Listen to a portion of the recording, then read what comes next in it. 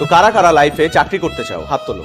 বাহ, সবাই হাত তুলেছে, শুধুমাত্র তুমি আর তুমি। ওকে, হাত নামাতে পারো। তোমরা তিনজন চাকরি না করে কি করতে চাও? বিজনেস। তাহলে বাকিদেরকে একটা সাজেশন দেই, তোমরা আজকেই তোমাদের সিভি গুলো এই তিনজনকে দিয়ে রাখো, কারণ একটা সময় এই তিনজনের কাছেই তোমাদের যেতে হবে চাকরির জন্য। সবাই যদি চাকরির পেছনে ছোটে, কেউ যদি ব্যবসা না করে, তাহলে তারা চাকরিটা করবে কোথায়? তাদেরকে চাকরিটা দেবে কে?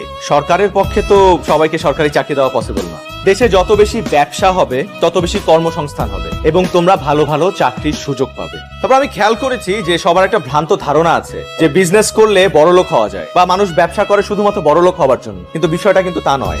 ব্যবসা না করলে নতুন আইডিয়াস জেনারেট হবে না, আর নতুন আইডিয়াস জেনারেট না হলে দেশের ইকোনমি বা দেশকে উন্নয়নের শীর্ষে আমরা নিয়ে যেতে পারবো না। তো এই কারণে বলছি যে সবাই চাকরি চাকরি করো না, মাথা থেকে ভূত ছেড়ে ফেলো, উদ্যোক্তা হও, বি অ্যান এন্টারপ্রেনার। সেখানে দেখবে যে তোমার সম্ভাবনা সীমাহীন।